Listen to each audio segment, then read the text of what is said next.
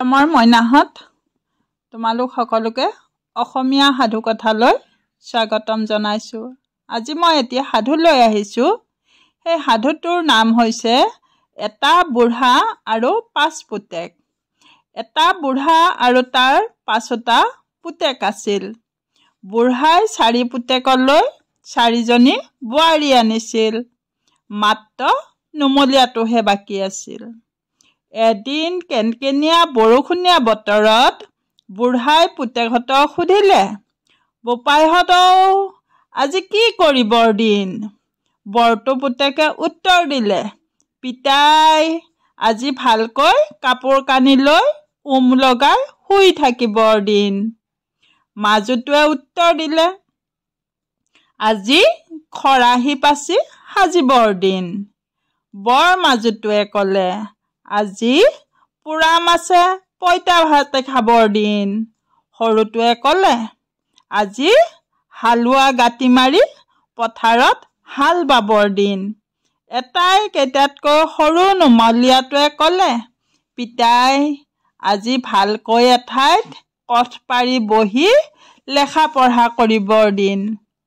পুতেকহঁতৰ কথা শুনি বাপেকে মিচিকীয়া হাঁহি মাৰি একো নকৈ মনে মনে থাকিল।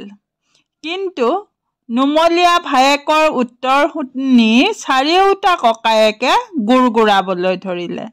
সিহঁতে ভাবিলে, ই লেখা পঢ়া কৰি পণ্ডিত হৈ আমাতকৈ ডাঙৰ মানুহ হৈ খাবলৈ ওলাইছে।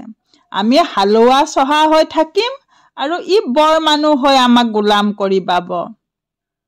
নুমলীয়া ল'ৰাটো স্বভাৱতে অলপ চোকা বুদ্ধিৰ আছিল। দেখি বুঢ়ায়ো তাক আন কেইটাতকৈ অলপ সৰহকৈ মৰম কৰিছিল। সেইবাবে ককায়েকহঁতে তাক সমুলি দেখিব নোৱাৰিছিল। গতিকে সিহঁতে সেই 20 মনাৰ পুলিটো সৰুতে উভালি পেলাই আপদৰ হাত সাৰিবৰ মন কৰিলে। এদিন 4ওটাই আলচি থিৰ কৰিলে যে কোনোমতে ছল বুদ্ধি কৰি সিহঁতে নুমলীয়া ভায়েকক মাৰি পেলাব। কিন্তু নুমলীয়া দেওৰ বৰ বৌৱেকৰ বৰ মৰমৰ পাত্ৰ আছিল। সেই দেখি বৌৱেকে কেনেবাকৈ এই আলচৰ গম পাই নুমলীয়া দেওৰেকক মনে মনে সাৱধান কৰি দি সোনকালে সেই ঘৰৰ পৰা পলাই গুচি যাবলৈ ক'লে। এদিন নুমলীয়াই বাৰীত সোমাই পাণ পাৰিবলৈ বুলি পাণ বগোৱা তামোলৰ গছত উঠক। বাৰী চুকৰ আওহতীয়া ঠাইত সেইদৰে নুমলীয়া ভায়েকক অকলে দেখি ককায়েকহঁতে তাতে তাক বধিবৰ মনেৰে হাতত কপিদা এখন লৈ তামোলৰ গছৰ তলত থিয় দিলেগৈ। ককায়েকহঁতৰ গতি দেখি গছৰ ওপৰত পাণ পাৰি থকা ভায়েকে সিহঁতৰ কুমতলবৰ কথা বুজিব পাৰি ওপৰৰ পৰা মাত লগালে, ককাইটিহঁত, তহঁত আহিলি ভালেই হ'ল। মই ৰিঙিয়াই মাতোহে বুলিছিলোঁ। পাণজোপাৰ এইখিনিতে আমৰলি পৰুৱাৰ বাঁহ এটা আছে। পাণ পাৰিবই নোৱাৰি। মোক দাখন দেচোন, বাঁহটো কাটি তললৈ সৰাই দিওঁ। সিহঁতে তাৰ টেঙৰালিৰ কথাৰ আচল মানে বুজিব নোৱাৰি বাঁহ এডালৰ মূৰত দাখনেৰে ঘপিয়াই খোচ মাৰি দাখন তাতে লগাই ওপৰলৈ তুলি ভায়েকক দিলে। দাখন পায়েই ভায়েকে মিছা মিছিকৈ আমৰলিৰ বাঁহ অতোৱাৰ ছল কৰি খপকৰে তামোলজোপাৰ পৰা পিছলি মাটিত পৰিয়েই ঘপ ঘপ কৰে ককায়েকহঁতৰ মূৰকেইটা কাটি পেলালে। সি সেই কাম কৰি অতাই ঘৰলৈ নগৈ 4 ককায়েকৰ মূৰ 4টা তাৰ গাৰ পানী গামোচাখনেৰে টোপোলা বান্ধি গৈ গাড়ী 4টা তাতে এৰি থৈ বিদেশলৈ গুচি গ'ল। যাওঁতে যাওঁতে বাটতে গধূলি হ'লত ওচৰতে কুঁহিয়াৰণি এখনৰ মাজত টঙি এখন দেখি তাতে থাকি ৰাতিটো কটাবৰ মনেৰে উঠি থাকিল। টঙিত উঠিয়েই সি মূৰ 4টা টঙিৰ চাৰিওফালে আঁৰি থৈ বহি থাকি কিছুমান বেলিৰ মূৰত কলমতিয়াবলৈ ধৰিলে। এনেতে পথাৰৰ মাজত হোলা এটাৰ পৰা দত এটা ওলাই আহি টঙিৰ ওচৰত থিয় হৈ তাক মাত লগালে, হেৰা মানুহটো, তই আঁৰি থোৱা সেই মূৰ এটা মোক খাবলৈ দিব পাৰনে? ৰাতি দুপৰত কাৰোবাৰ মাত শুনি নুমলীয়াই চকমক খাই উঠি চকু মেলি দেখিলে যে দীঘল দীঘল ঠেং আৰু দীঘল দীঘল হাতেৰে দতুৱা এটাই আগতে থিয় হৈ তাক কিবা কৈছে আৰু দহটো ইমান ওখ যে টঙিৰে সৈতে তাৰ মূৰটো প্ৰায় সমান হৈ পৰিছে। ভয়ত নুমলীয়া ঝৰখামে ঘামিবলৈ ধৰিলে, কিন্তু ততালিকে সি মনটো ডাঠ কৰি ভয়টো লুকাই থৈ দতলৈ চাই কেৰকৰীয়া মাতেৰে সুধিলে, তোক কি লাগে অ? বেগাই ক, মোৰ আজৰি নাই। দতে নুমলীয়াৰ কথাৰ ভমক দেখি কোচ খাই উত্তৰ দিলে, আপোনাৰ ওচৰত সেই মূৰ এটি মাঙি নিবলৈ আহিছোঁ। আজি ভালেমান দিন মানুহৰ মূৰ খাবলৈ পোৱা নাই। ইয়াত আজি মূৰকেইটা আঁৰি থোৱা দেখি মোৰ বৰ খাবৰ মন গৈছে। আপুনি কৃপা কৰিলেই জানিবা মনৰ হেঁপাহ পলায়। নুমলীয়াই মাত লগালে, তোক মূৰ এটা দিলে তই মোক কি দিবি? মুখৰ সুধা কথাতেতো আৰু মূৰ পোৱা নাযায়। দতে ক'লে, মোৰ কি আছে, কি দিম? মোৰ কঁকালতে এই জুলুঙাটো আছে, তাকে লাগে যদি নিয়ক। নুমলীয়াই ক'লে, হেৰ, জুলুঙাটো লৈ মই কি কৰিম? তাৰে মোৰ কি উপকাৰ হ'ব? দতে ক'লে, এই জুলুঙাটো আপুনি যতবাৰ হাত ভৰাব ততবাৰ এমুঠি এমুঠি ৰূপ পাব। হোৱক, ধৰক আপুনি জুলুঙাটো আৰু তাত আপোনাৰ হাতখন ভৰাই এতিয়াই প্ৰমাণ চাওক। এই বুলি দতে তাৰ জুলুঙাটো নুমলীয়াক দিলে। নুমলীয়াই জুলুঙাটো লৈ তাত হাত ভৰালত তাৰ হাতৰ মুঠিত এমুঠি ৰূপ উঠিল। দেখি নুমলীয়াৰ মনত মহাৰং।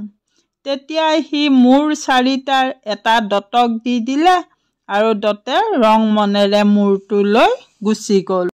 ইয়াৰ অলপ পৰ পিছতে নুমলীয়াই চিলমিলকৈ অলপ টোপনি আহিছে মাথোন, এনেতে আকৌ কিবা এটা মাত তাৰ কাণত পৰিল। সি চক খাই উঠিল। সি চকু মেলি দেখিলে দীঘল নাক আৰু দীঘল চুলিৰে কদাকাৰ ভূত এটা তাৰ আগতে থিয় হৈ আছে। কি লাগে বুলি সি ভূতটোক সুধিলত ভূতে গেনা মাতেৰে ক'লে, ককাই, মোক মূৰ এটি খাবলৈ দিয়া। নুমলীয়াই ক'লে, মূৰ দিলে তই মোক কি দিবি কহ, তেহে দিব পাৰো। ভূতে ক'লে, মোৰ হাতৰ এই টকোনডাল দিম। টকোনডালৰ উপকাৰ কি বুলি নুমলীয়াই সুধিলত ভূতে ক'লে, যাকে তোমাৰ মাৰিবৰ মন যায় তাকে মাৰিবলৈ এই টকোনডালক ক'লে টকোনডালে তোক মাৰিবগৈ। এই কথা শুনি নুমলীয়াই তাৰ মূৰ এটা দি ভূতৰ টকোনডাল ল'লে। এই ঘটনাৰ পৰা এখনমান তামোল খোৱাৰ পিছত কুটকুৰা চুলি, চলাচল বগা দাঁত, জুই আঙনি যেন ৰঙা চকু আৰু গেমেথা ওঠেৰে যখ এটাই আহি নুমলীয়াক মূৰ এটা খাবলৈ খুজিলত নুমলীয়াই মাত লগালে, তোক মূৰ দিলে তই মোক কি দিবি? যখে উত্তৰ দিল, মোৰ হাতৰ এই জৰীডাল দিম। জৰীডালৰ গুণ কি বুলি সি সুধিলত যখে ক'লে, এই জৰীডালক পাচি লৈ যাকে বান্ধি আনিবলৈ কবা তাকে সি বান্ধি আনিবগৈ। এই কথা শুনি নুমলীয়াই মূৰ এটা দি জৰীডাল ল'লে। মূৰটো লৈ যখটো গুচি গলত নুমলীয়াই নানা কথা ভাবি শুনি হাঁচতিখন মেলি তামোল পাণ উলিয়াই কাটি তামোল এখন মুখত দিছে মাথোন। এনেতে পথাৰৰ সিমূৰে ডাঙৰ আম গছ এজোপাত থকা ব্ৰহ্মদৈত্য এটাই বেঙা মেলি আহি টঙিৰ ওচৰত থিয় দিলেহি। দৈত্যটোৰ আকৃতি দেখি নুমলীয়াৰ মাত সৰিল। তথাপি মনটো ডাঠ কৰি সি মাত লগালে, তই কোন? কি লাগে? সি উত্তৰ দিলে, মই বৰহম দৈত। আম গছজোপাতে মই থাকো। তই তাৰ পৰা দেখি আছিলো যে তুমি তোমাৰ 4টা মূৰৰ 3টা বিলালা। বাকীটো মোক নিদিয়ানো কিয়? কিবা বোলে নে আজি মোৰ মুখখন কেটেপ লাগি আছে। তাৰেই মুহুদিটো কৰি মুখখন ফৰফৰীয়া কৰি লওঁ বুলি ভাবিছো। নুমলীয়াই সুধিলে, মই তোক মূৰটো দিলে তই মোক কি দিবি? সিহঁত কেইটাই একোটা বস্তুৰে মূৰৰ বেজটিহে মূৰ নিছে। ব্ৰহ্মদৈত্যই ক'লে, এইটো মই জানো, দেখি আছো। এই দেখি মই পিন্ধি থকা মোৰ এই ভৰিৰ খৰমজোৰকে তোক দিবলৈ বুলি আনিছো। খৰমজোৰৰ পৰা মোৰ কি উপকাৰ হব বুলি নুমলীয়াই তাক সুধিলত সি ক'লে, এইযোৰ পিন্ধি তাক তুমি যলৈকে তোমাক লৈ যাবলৈ কবা, তলৈকে চকুৰ পচাৰতে এইযোৰে তোমাক লৈ যাব। এই কথা শুনি নুমলীয়াই খৰমজোৰ লৈ মূৰটো দিলত ব্ৰহ্মদৈত্য গুচি গ'ল। এনেতে ৰাতিপুৱাল। নুমলীয়াই হাতত টুকুন আৰু জৰি আৰু কপালত জোলোঙাটো ওলোমাই লৈ খৰমজোৰ পিন্ধি খৰমক ক'লে, খৰম খৰম, মোক লৈ এতিয়াই অৱন্তী নগৰলৈ যা। চকুৰ পচাৰতে খৰমে নুমলীয়াক অৱন্তী নগৰত উলিয়াই দিলেগৈ। অৱন্তীত মহা হুলস্থুল। তাত এটা সিংহই মানুহ গৰু মাৰি খাস্তাং কৰিছে। ৰজা আৰু প্ৰজাই অনেক পুৰুষাৰ্থ কৰিও সিংহটো মাৰিব পৰা নাই। নুমলীয়াই সেই খবৰ শুনি ৰজাৰ ওচৰলৈ গৈ ৰজাক ক'লে, স্বৰ্গদেউ, মই চিকাৰী মানুহ। ৰজাই ক'লে, তই যদি চিকাৰী তেন্তে মোৰ এই দেশ উৎখাত কৰা সিংহটোক মাৰি দে। নুমলীয়াই মাৰিব পাৰিম বুলি গাত ললত ৰজাই ক'লে, যদি নোৱাৰ তেন্তে মোৰ আগত মিছা কথা কোৱা বাবে তোক হুলত দিম। নুমলীয়াই উত্তৰ দিলে, দিব স্বৰ্গদেউ, কিন্তু যদি মাৰিব পাৰো তেন্তে মই যিহকে খোজো তাকে মোক দিব লাগিব। ৰজাই দিম বুলি অংগীকাৰ কৰিলত নুমলীয়াই নগৰৰ মাজৰ ডাঙৰ পথাৰ এখনৰ মাজলৈ গৈ জৰীডালক ক'লে, জৰী, তই সিংহটো বান্ধি এতিয়াই মোৰ আগলৈ লৈ আহগৈ। হুকুম পোৱা মাত্ৰকতে জৰীয়ে হাবিলৈ গৈ সিংহটো বান্ধি আনি নুমলীয়া আগত পেলাই দিলেহি। তেতিয়া নুমলীয়াই টুকুনক হুকুম দি সিংহটো মৰিয়াই মাৰি ৰজাৰ ওচৰলৈ লৈ আহিল। ৰজা আৰু সভাসদসকলে চিকাৰীৰ এই কাৰ্য দেখি সন্তোষ পাই তাক শলাগিবলৈ ধৰিলে। ইয়াৰ পিছত নুমলীয়াই ৰজাৰ আগত আঁঠুলৈ ক'লে, স্বৰ্গদেউ, এতিয়া স্বৰ্গদেৱে পূৰ্বৰ অংগীকাৰ সুঁৱৰি বন্দী লৈ বতাৰ হুকুম কৰক। ৰজাই ক'লে, নিশ্চয় নিশ্চয়, তোমাক কি লাগে কোৱা। নুমলীয়াই ক'লে, স্বৰ্গদেৱে মোক নিজৰ জোঁৱাই কৰিবৰ আজ্ঞা হওক। এই কথা শুনি ৰজাৰ মূৰত আকাশী সৰগ ভাঙি পৰিল। কিন্তু ৰজাই অংগীকাৰ কৰি থৈছে, ভাঙে কেনেকৈ? সেই দেখি অনেক ভাবি চিন্তি নিৰুপায় হৈ তাৰে সৈতে নিজৰ জীয়েকক ৰজাই বিয়া দি তাক ঘৰ জোৱাই কৰি ৰাখিলে। নুমলীয়া হালোৱা চহা মানুহ ৰজাৰ জীয়ৰীৰ চলন ফুৰণৰ সৈতে মিলাই সি চলিব নোৱাৰে। সেই দেখি প্ৰতি কথাতে ঘৈণীয়েকে তাক হাঁহে। তাতে এদিন সি বৰ লাজ পাই খং কৰি ঘৰৰ পৰা ওলাই গুচি গ'ল। খৰমে তাক এখন অটব্য অৰণ্যৰ ভিতৰত উলিয়াই দিলেগৈ। দুপৰীয়াৰ ৰ'দত তাৰ বৰ পিয়াহ লাগিছিল। সেই দেখি সি পানী বিচাৰি এখন সৰোবৰৰ পাৰত ওলালহি। সৰোবৰৰ পানীবোৰ ফটিকৰ ধাৰ যেন নিৰ্মল, হেট আৰু পদুম ফুলেৰে সৰোবৰখন জকমকীয়া। ৰাজহাঁহ, পানীহাঁহ, ঘিলাহাঁহ, শৰালী, বগলী, ডাও, কোৰহা আদি চৰাইয়ে তাত ৰং মনেৰে সাঁতুৰি ফুৰিছে দেখি তাৰ মনটো বৰ ফৰকাল লাগিল। সি নামি গৈ একাজলি পানী খাই উঠি দেখিলে যে পাৰতে আহঁত গছ এজোপাৰ তলতে জুপুৰি ঘৰ এটা আছে। এখোজ দুখোজকৈ সি তাৰ ওচৰ চাপি গৈ দেখিলে যে তাত কোনো নাই। মাথোন এখন জুহালত দুখুৰা খৰিৰ এঙাৰ ছাইৰে সৈতে পৰি আছে।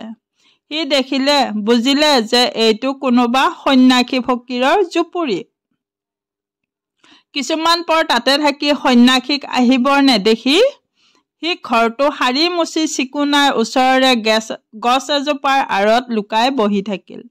গধূলি বেলিকা সন্যাসীজন আহি ওলাল।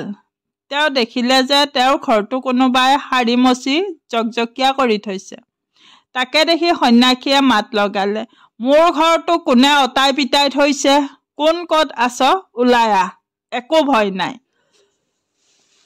শুনি নুমলীয়া গছৰ আঁৰৰ পৰা ওলাই আহি সন্যাসীৰ ভৰিত দীঘল দি পৰিলত সন্যাসীয়ে তাক আশীৰ্বাদ কৰি বহিবলৈ কৈ তাৰ মুখৰ পৰা তাৰ সকলো বৃত্তান্ত শুনি ক'লে, বোপা, তই কোনো চিন্তা নকৰিবি।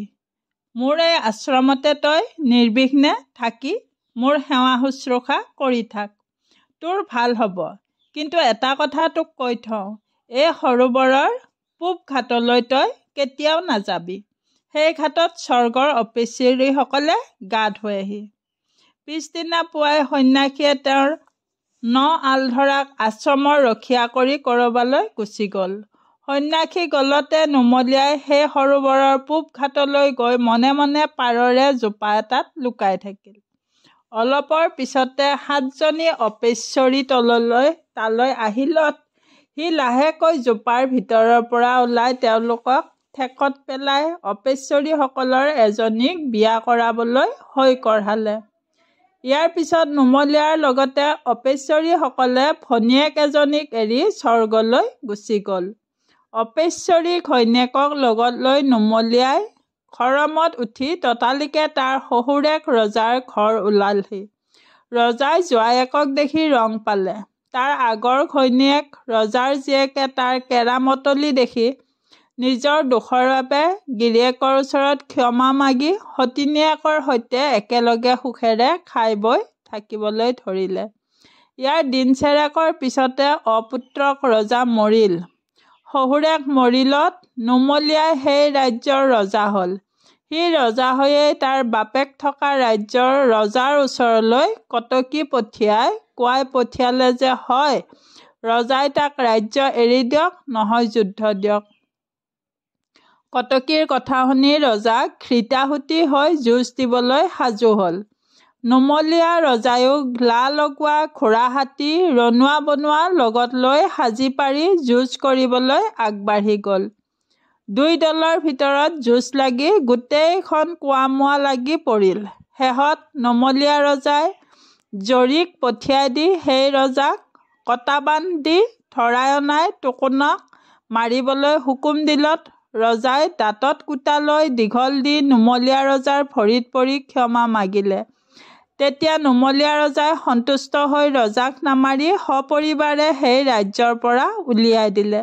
তাৰ পিছত নুমলীয়াই বুঢ়া বাপেকক বিচাৰি অনালে।